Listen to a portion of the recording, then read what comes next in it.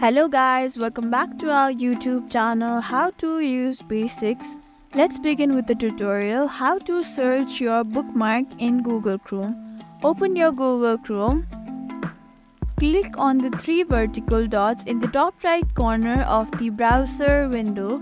From the browser menu, hover over Bookmark and then select Bookmark Manager, or simply press Ctrl plus Shift plus O.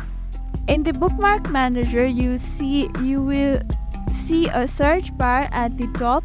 Click on it and type the keyword or phrase related to the bookmark you are looking for.